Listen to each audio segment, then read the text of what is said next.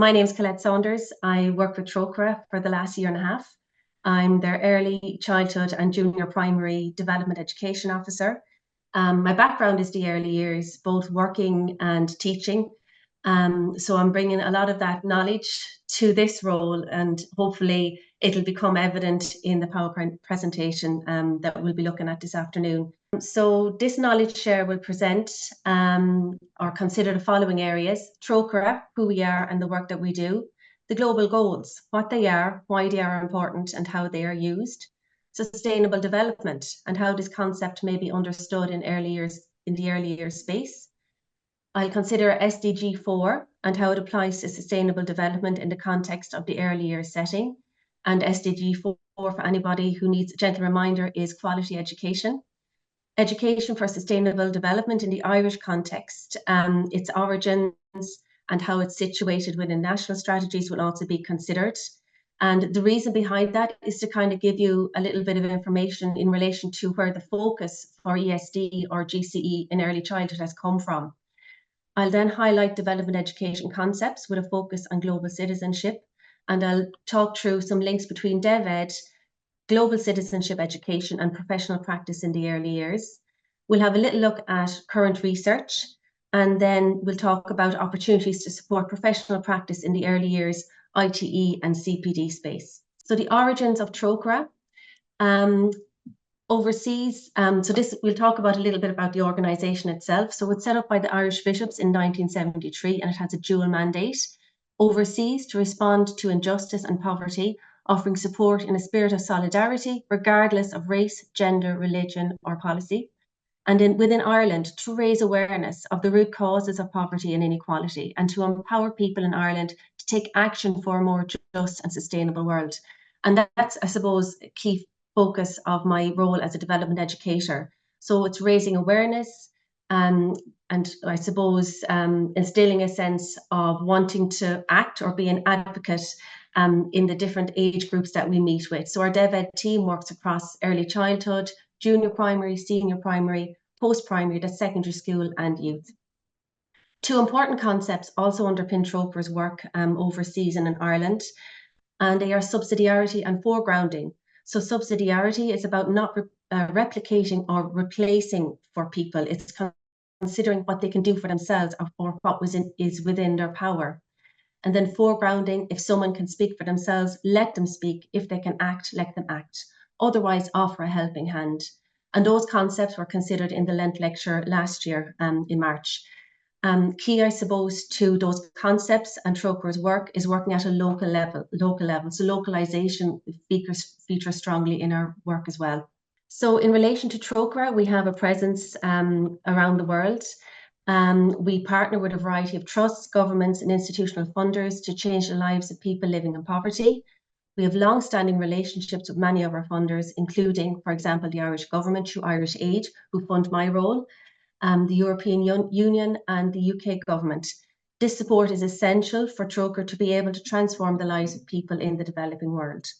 Trócaire is governed by our company members, board of directors, and the ELT, or the executive leadership team, and our CEO is Caoimhe de Barra. And the executive leadership team manages Trócaire on a day-to-day basis. There are 5 members to the executive leadership team, and the CEO reports to the board of directors and the company members. Just in relation to that map on screen there, it's an interactive map available on our website. And if you click on whatever region is highlighted in blue, it tells you a little bit about who we're working with there and the work that it is we do. And at the moment, Trócaire has a direct presence or supports partners in 24 countries around the world. So Trócaire is committed to, and this is where the global goals come into play as well, it's committed to achieving the United Nations global goals for sustainable development. And the goals aim to end poverty, reduce inequality, and tackle climate change. And the goals are universal. So the Sustainable Development Goals, there's quite a number of them, as the previous slide showed. But in relation to work in the early years, they have been, I suppose, simplified purely for the reason that they need to be able to engage young children in learning about these ideas. The Sustainable Development Goals, or the global goals, are a helpful framework to use when engaging learners with the development education concepts. So on screen there, you see what I would describe as umbrella goals And within these, the others are grouped under. And this was something that was created by the person who occupied this role previously to me, Susan Galway, and it was published in 2021. So the language is a lot less complex than the language you would have seen associated with the goals on the previous screen. So you're talking about introducing children to ideas related to a happy and healthy life, a clean and green planet. I have kind of broken this down into how the global goals came to be, why they are important, their history, and what's happening at the moment in Ireland in relation to the global goals. So we'll consider the first two questions on screen first. How did the global goals come to be? The United Nations member states came together in 2015 and drafted the 2030 Agenda for Sustainable Development. This agenda serves as a blueprint for peace and prosperity for people on the planet now and into the future. At its heart are the 17 Sustainable Development Goals, which are an urgent call for action by all countries developed and developing in a global partnership. Why are they important? Well, they recognise that ending poverty and other deprivations must go hand in hand with strategies that improve health and education, reduce inequality and spur economic growth, all while tackling climate change and working to preserve our oceans and forests. So the origins for sustainable development, and this is an overview. So I've kind of pulled out the most, I suppose, important bits from the history lesson I had to engage with in order to understand how to bring these ideas together. So the origins for sustainable development date back to 1980 with the publication of the World Conservation Strategy by the International Union for Conservation of Nature. This strategy informed the principles of the Brundtland report, which defined the principle of sustainable development. And it's this definition that I like to come back to myself in my workshops and in any resources that I write. So it defined the principle of sustainable development as development that meets the needs of the present without compromising the ability of future generations to meet their own needs. The publication of the Brundtland report came as a book, and it was called Our Common Future. And it's considered a milestone in triggering international awareness and discourse on the importance of global sustainable development. In June 1992, at the Earth Summit in Rio de Janeiro, Brazil, more than 178 countries adopted Agenda 21, which was a comprehensive plan of action to build a global partnership for sustainable development to improve human lives and protect the environment. It was at Agenda 21 that the concept of national sustainable development strategies were introduced and later reaffirmed at the World Summit on Sustainable Development held in Johannesburg, South Africa in September 2002. Arising from this, OECD member states published a Green Growth Report on how their countries could implement sustainable practices in the years that followed. And in September 2000, at the United Nations headquarters in New York, the UN member states unanimously adopted the Millennium Declaration at the Millennium Summit. The summit led to the elaboration of 8 Millennium Development Goals to reduce extreme poverty by 2015. And from 2002 to 2013, various commitments were reaffirmed in respect of implementation, multilateral partnerships, and mandates for future programs and work. And in 2015, the United Nations 2030 Agenda was adopted. So just in relation to what's happening in Ireland at the moment in relation to the global goals. So there was a half-time review of the Sustainable Development Goals between the 18th to the 20th of September last year at the UN headquarters in New York. And at the time, the Irish Times carried an article and reported on how Ireland were getting on. And unfortunately, it wasn't good news. It could have been a lot better. It reported that 15% of the 17 targets are on track. And at the time, 8 were actually going backwards. So how can we achieve this development that meets the needs of the present without compromising the ability of future generations to meet their own needs within the early years setting? So firstly, with this definition in mind, sustainable development in the early years may be thought of as a way of being, a way of perceiving the world. Some teachable moments and sustained shared thinking are the professional skills the early years professional may use to support young children to develop this way of being, alongside an understanding of why it is important to look after our planet and the people on it. Secondly, sustainable development may be achieved by introducing young children to practical, day-to-day things that they can do, which will benefit their own generation and generations to come. So, for example, introducing children in early year settings to how children in other parts of the world live their lives in face of different and sometimes challenging contexts, to help promote a sense of being part of something bigger and perhaps a sense of empathy and great understanding. Or recycling and why it is important in the context of climate change. So introducing young children to recycling in the earlier setting.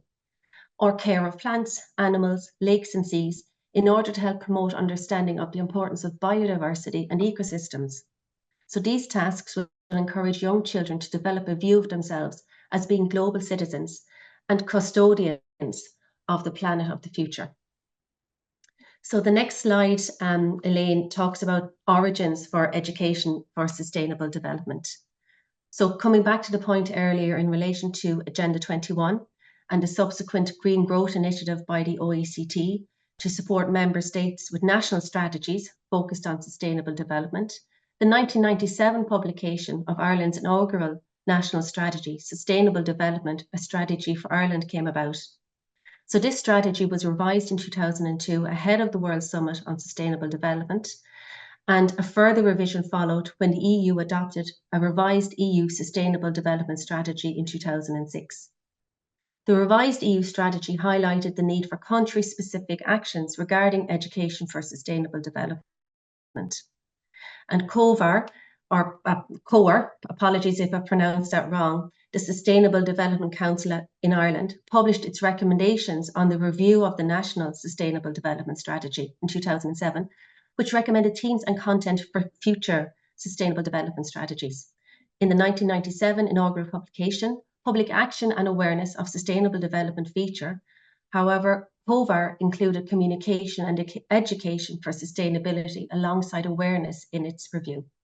In 2012, a new national strategy, a new national strategy for sustainable development was published by the Department of the Environment, Community and Local Government. This new strategy was called Our Sustainable Future, and it highlighted a gap in commitments made in relation to the adoption of the 1997 National Strategy on Education. As a result, the first National Strategy on Education for Sustainable Development was published in 2014 by the Department of Education and Skills. It drew on national and international strategies, literature and policy developments, and was called Education for Sustainability, which we'll see on the next screen now. So in the introduction on page 3 to this new strategy, at the time, it is described as a strategy which sought to challenge individuals, organizations and society as a whole, but particularly in educational contexts, through recommendations that are pragmatic rather than aspirational in nature. The strategy listed 8 priority actions, one of which, priority action 3, I have mentioned there on screen, focused on curriculums at preschool, primary and post-primary. Section 3.3 made reference to facilitating the development of learners' key skills, dispositions and knowledge and values through existing curricula. And section 3.3.1 specifically stated that issues relevant to ESE education for sustainable development are reflected in the 2 key preschool early years practice frameworks, Aistear and Síolta. So Aistear is our early years curriculum framework and Síolta is our early years quality framework. And both of those frameworks are used in settings around the country, childminders, sessional, full-time, part-time. It's significant that the potential for the earlier sector to foster principles of sustainable development in young children when they are first learning to make sense of the world in which they live has been made explicit in a national strategy. Recommendation 5 highlighted the importance of work continuing in this area. And to this end, Aistear, our curriculum framework, is currently being updated. And the proposed updated curriculum now includes a new principle called Agentic Global Citizens. Within the proposed updated frameworks, guidance for good practice section, a short paragraph on supporting sustainability has been presented, but the paragraph lacks important detail and practical suggestions. So this was something which was flagged in the Trócaire submission to the NCCA and the Global Village submission to the ECCE on the proposed updated Aistear back in November 2023. So coming back to the education for sustainable development focus in the early years curriculum context. So in 2018, the NCCA published a study which focused on opportunities and linkages in the early childhood, primary and post-primary curriculums to education for sustainable development. And the study found that the Aistear team, Exploring and Thinking, presented the most opportunities to gain key competencies for sustainability. This finding reflects the key skills early years practitioners use to support children's learning in this way. For example, the teachable moments that I mentioned earlier, and the opportunities for sustained shared thinking, alongside the overall view of the child within the Aistear framework as a competent and confident learner. The NCCA study also highlighted that curriculum at preschool as one of 3 priority action areas. The second National Education for Sustainable Development Strategy, ESD to 2030, identifies 5 priority action areas again. There is a continued focus on embedding ESD in curriculums at pre-primary, so this is preschool or early years, primary and post-primary, to be found in priority action area 2, transforming learning environments. The implementation of education for sustainable development to 2030, a separate document, explores this in a little more detail. Insofar as emphasis is placed on the support for embedding ESD and GCE within curriculums through the use of strategic partnerships, such as those that currently exist with the DFA partners and the NCCA, for example. In the Transforming Learning Environment section within the implementation plan, the timeframes for achieving this continue across the spectrum of short-term, medium-term, long-term and ongoing, which is suggesting many opportunities may lie ahead for the work of the IDEA network. What struck me about this, when I was reading both the ESD to 2030 documents, was the lack of resources identified or places to look or to go to for educators to help them with practical ideas related to embedding ESD in their curriculum plans. However, for example, in my workshops, I identify and discuss the links between Aistear and development education, so that educators gain a greater understanding of how sustainable development is already evident in the early childhood curriculum framework, and they're supported to tease this out and explore the ideas with children. So the next slide talks about Goal 4 of the Sustainable Development Goals, education for a more equal world.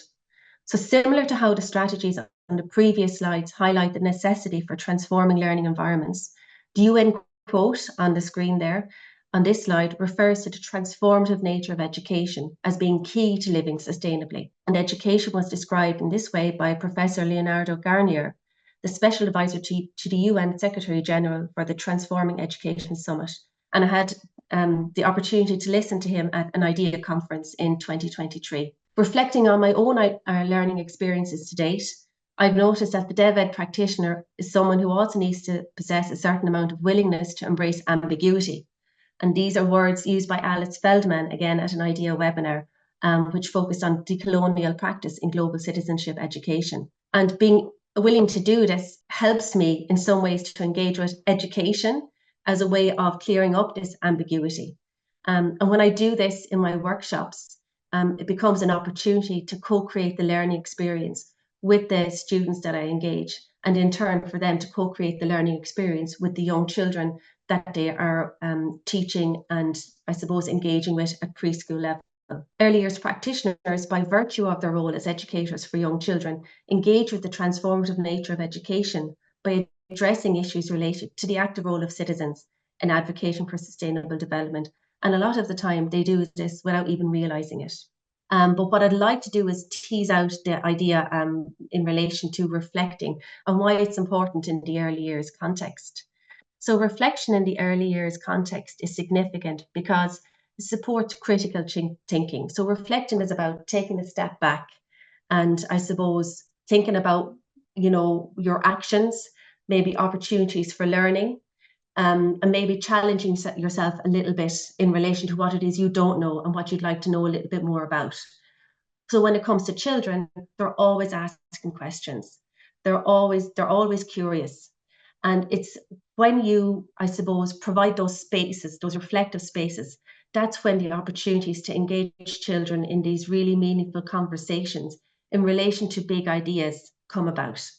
So big ideas, it's not my own concept. I came across it in a wonderful book written by Mary Roach, which talks about in supporting children to engage in reflective thinking through the use of picture books.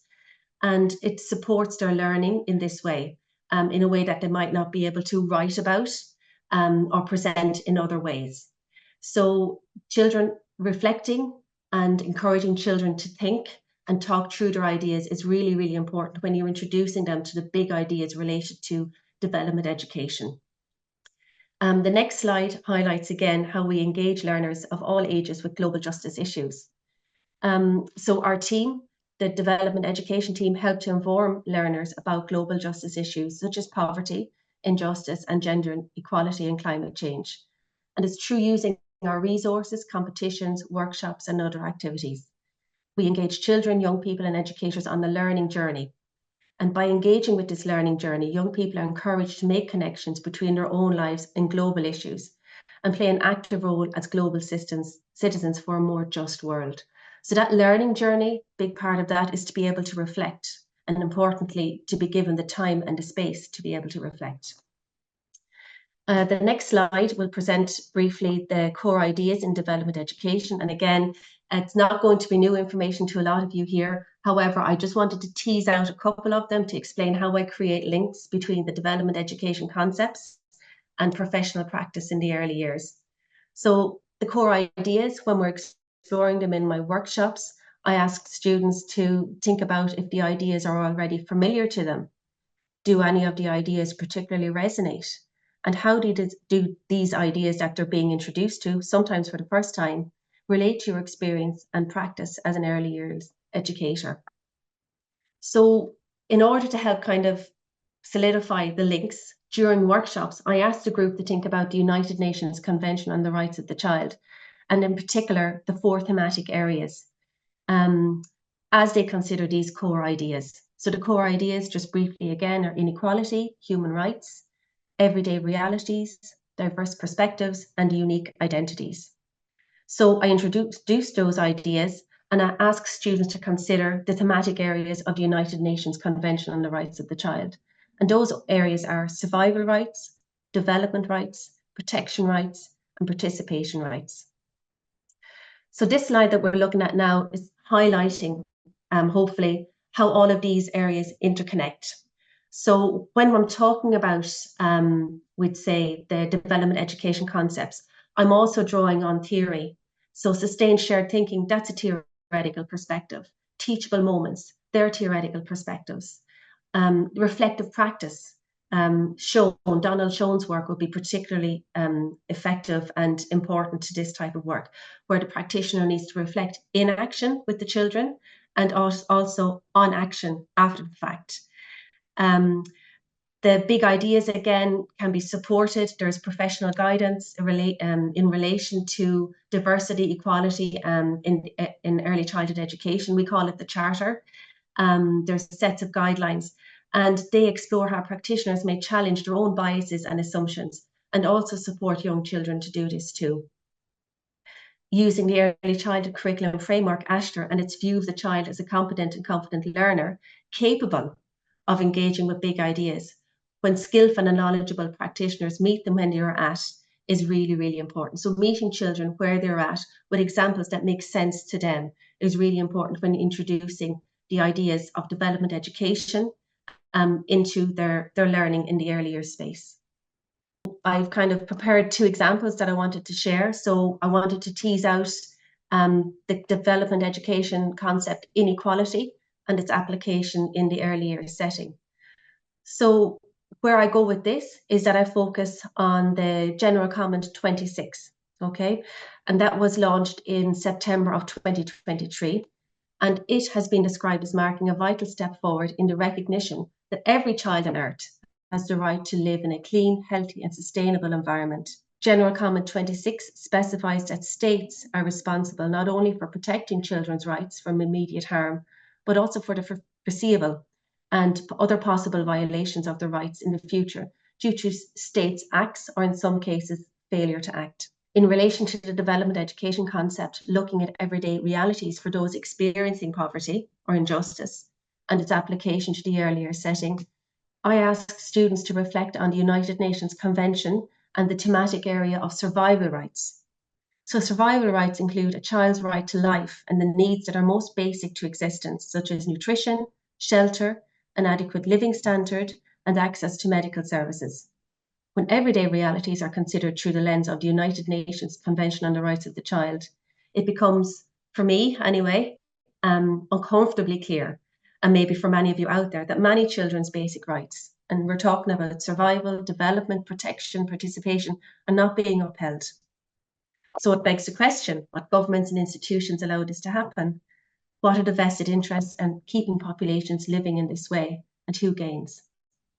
So again, I suppose it's really important to be able to link the early years professionals' role and their professional knowledge with development education concepts. And when I break it down like this, I hope anyway that it supports educators to do this.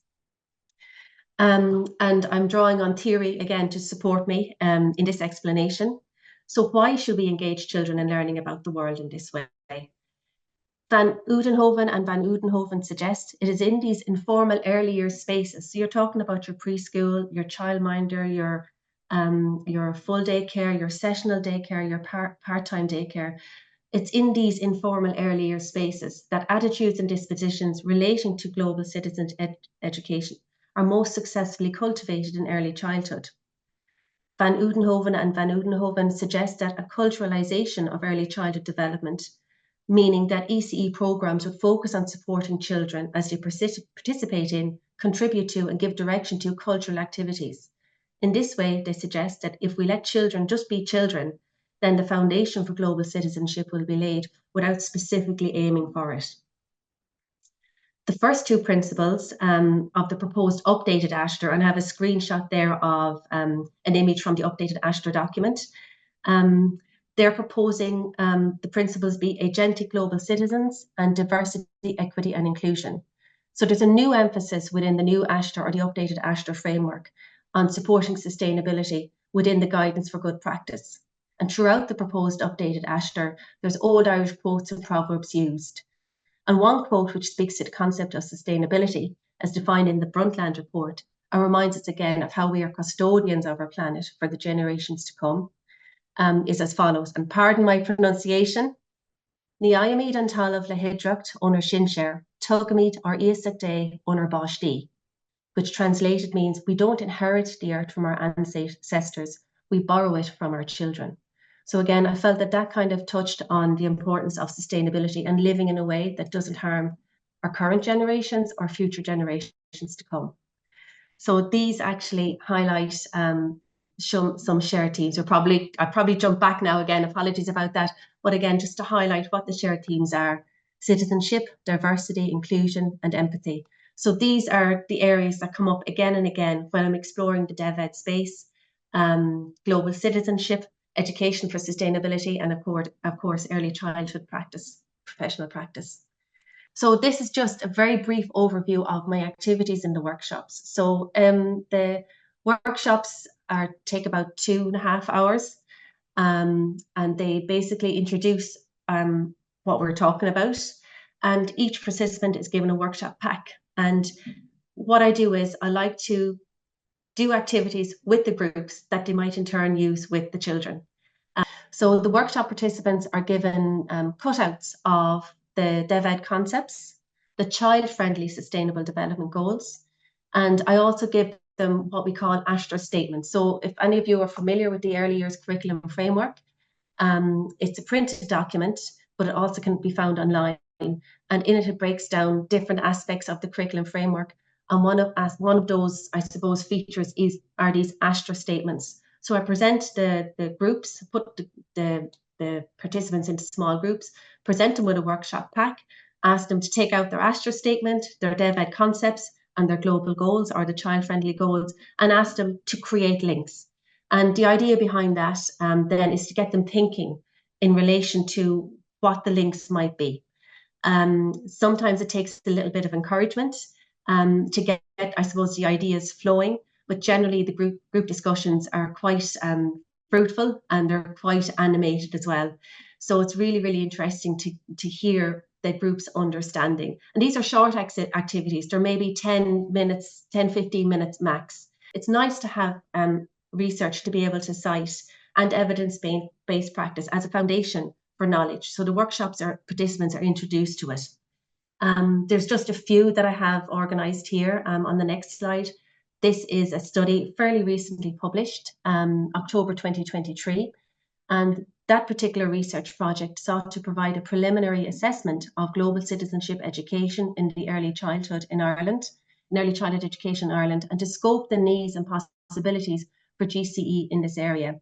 And it's hoped that this knowledge and other studies like it can inform and support further development of global citizenship education in this field, particularly as the Irish Early Childhood Curriculum Framework is developed and implemented over the coming years. So I mentioned Aistear is being updated.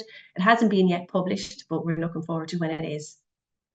The research study from October 23 provides an overview of early childhood education within the Irish context and defines the nature of the Irish system, as well as key curricular developments. It then explains two main aspects of the research design for the project, namely a scoping literature review exploring academic literature, and a qualitative dimension conducting expert interviews with ECE practitioners and policymakers. The report provides an analysis of the literature gathered through the scoping study before sharing the findings garnered from expert interviews. And it finishes with a consideration of the implications of these findings and a series of recommendations. Again is another study, Collins and Garrity from UCG or NUIG 2023.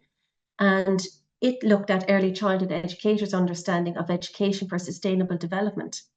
And the guiding question there was to examine the circumstances under which education for sustainable development is included in early childhood education practice, and to explore how the Aistear curriculum is currently guiding ESD in Irish early years settings. So the findings didn't surprise me because I would have, I suppose, experienced this myself while working in early year settings. Education for sustainable development activities in Irish early year settings are being implemented, but in an ad hoc manner with little guidance of what actually represents ESD.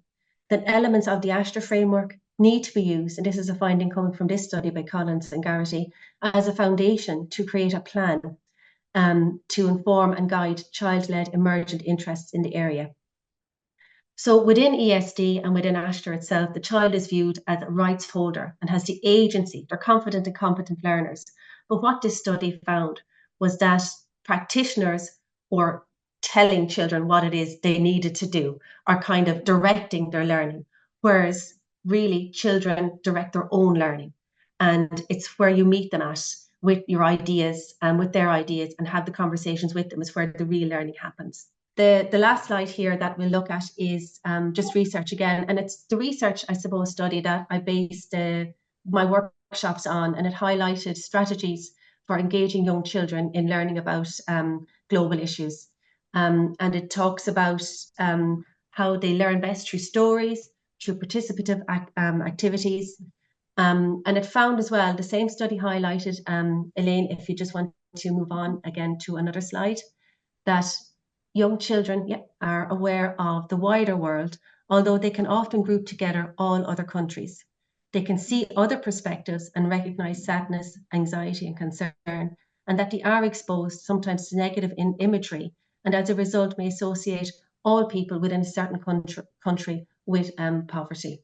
This activity is about getting workshop participants to use the Global Goals resource pack that I bring with me to all workshops. So it's a pack of photo cards, and each photo card depicts an image of day-to-day life in a particular country.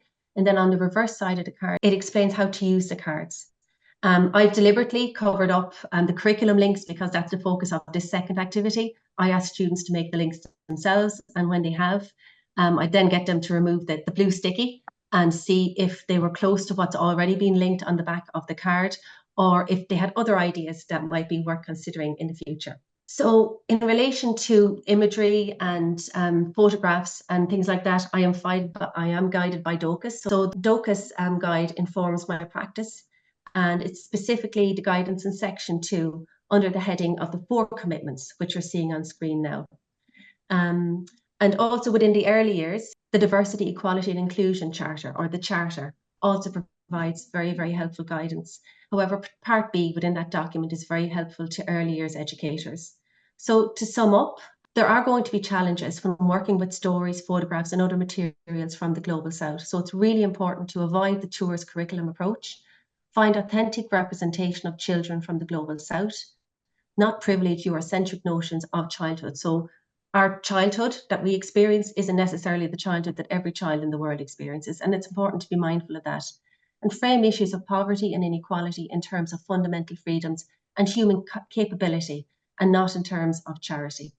So Trócaire's early years resources aim to engage young children's interest in the wider world, and they work towards learning aims such as respecting diversity, empathising with others, challenging stereotypes, thinking critically, understanding rights, and becoming a global citizen. But they also support practitioners to be able to engage children in this kind of learning as well. So the very, very last slide, and he was our labour of love this year for our 2023-24 resources. Our focus was water justice. So those resources, they're online, they're available on our website now. And all that's left for me to say is just thank you very much for the opportunity to present at this Idea Knowledge Share, and I hope you found it interesting. Thank you very much.